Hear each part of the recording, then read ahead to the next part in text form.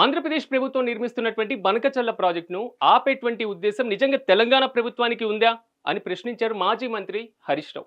ఎందుకంటే బనకచర్ల మీద ఇప్పటికే కర్ణాటక, మహారాష్ట్ర ప్రభుత్వాలు కేంద్ర ప్రభుత్వానికి వాళ్ళు లెటర్లు రాయడం జరిగింది, తమ అభ్యంతరాలు తెలియజేయడం జరిగింది. కానీ తెలంగాణలో ఉన్నటువంటి కాంగ్రెస్ ప్రభుత్వం, రేవంత్ రెడ్డి ప్రభుత్వం ఇప్పటి వరకు ఎందుకు నోరు మెదపడం లేదని ఎక్స్ వేదికగా ప్రశ్నించారు మాజీ మంత్రి హరీష్ రావు. అంటే ఒకవైపు ఆంధ్రప్రదేశ్లో ప్రాజెక్టు పైన నిర్మాణం పనులు మొత్తం కూడా శరవేగంగా సాగుతుంటే తెలంగాణ ప్రభుత్వం మాత్రం పాత ఉత్తరాలతోనే ప్రజల్ని మభ్యపెడుతుందని కూడా హరీష్ రావు ఆరోపించారు. అయితే హరీష్ రావు దాదాపు మొత్తం 22 నెలల్లో 55 సార్లు ఢిల్లీకి వెళ్లారు ముఖ్యమంత్రి రేవంత్ రెడ్డి. తెలంగాణలో నీటిపారుదలకు సంబంధించినటువంటి ప్రయోజనాలపైన ఒక్కసారి కూడా మాట్లాడలేదన్నారు మాజీ మంత్రి. అయితే ఇప్పటికైనా మొద్దు నిద్ర వీడాలి తెలంగాణ ప్రభుత్వం అనేది మాత్రం మాజీ మంత్రి హరీష్ రావు చేసినటువంటి కామెంట్స్. అసలు బనకచర్ల ఇష్యూ ఏంటి? ఆంధ్రప్రదేశ్లో మరి ముఖ్యంగా తెలంగాణకి మధ్య బనకచర్ల ఇష్యూ ప్రధానంగా కనబడుతుందా? గోదావరిలోకి సంబంధించినటువంటి మిగులు జలాలను మాత్రమే. మిగులు జలాలు అనడం కన్నా సముద్రంలో వృధాగా పోతున్నటువంటి జలాలన్నింటినీ కూడా ఆంధ్రప్రదేశ్ ప్రభుత్వం వినియోగించుకోవాలని ఒక ప్లాన్ వేయడం జరిగింది.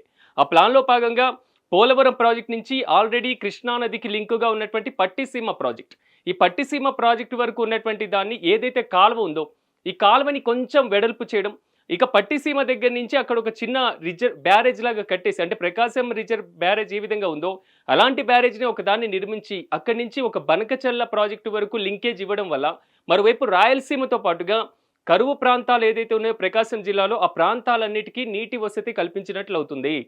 ఈ నీటి వసతిని కల్పించడం వల్ల రాయలసీమలో కరువు ఉండదు. మరి ముఖ్యంగా చెన్నైకి సంబంధించి కూడా నీటిపారుదలకు సంబంధించినటువంటి అంశాలను మెరుగుపరిచినట్లు అవుతుంది. మారుమూల ప్రాంతాల్లో కూడా నీటిపారుదల కల్పించినట్లయితే కొంతవరకు సాగు ఎక్కువగా అయ్యేటువంటి అవకాశం ఉంది. ఇది ఆంధ్రప్రదేశ్ చేస్తున్నటువంటి ప్రణాళిక, ప్లాన్.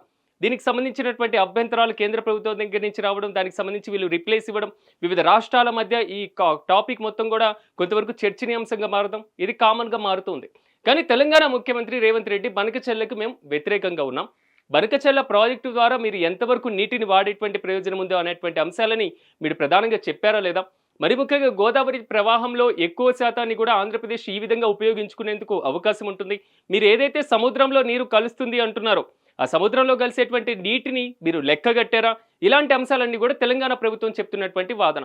కానీ ఇప్పుడు మాజీ మంత్రి హరీష్ రావు చేసినటువంటి కామెంట్స్ ఏంటంటే, మీరు ప్రతిసారి ఈ కామెంట్స్ చేయడం, లేకపోతే కేంద్ర ప్రభుత్వానికి ఒక లేఖ రాయడం ఇలాంటివి చేస్తున్నారు. కానీ కర్ణాటక రాష్ట్రంతో పాటుగా మహారాష్ట్ర రాష్ట్రాలు చేస్తున్నటువంటి అభ్యంతరాలను మీరు కేంద్ర ప్రభుత్వం దృష్టికి ఎన్నిసార్లు తీసుకువెళ్లారు?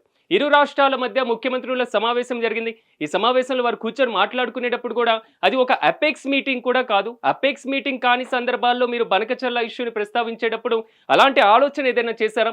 అసలు అపెక్స్ మీటింగ్లో బనకచర్ల అనేది ఎజెండానే లేకుండా మీరు చేశారు అనేటువంటి అంశం తెలంగాణలో ఉన్నటువంటి ప్రతిపక్షాలతో పాటుగా వివిధ పక్షాల దగ్గర నుంచి కూడా ఇదే ఆరోపణ రావడం జరిగింది. మొత్తం మీద మాత్రం బనకచర్ల ఇష్యూ మీద తెలంగాణ ప్రభుత్వం నెక్స్ట్ స్టెప్ ఏ విధంగా ఉండబోతుంది?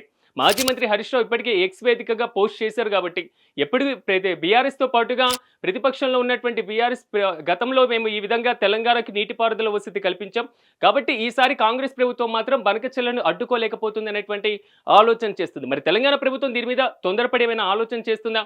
మరి ముఖ్యంగా దీని మీద విభిన్నమైనటువంటి అభ్యంతరాలు ఉన్నటువంటి నేపథ్యంలో ఎలా ముందుకు వెళ్తుంది అనేది మనం కూడా వేచి చూద్దాం.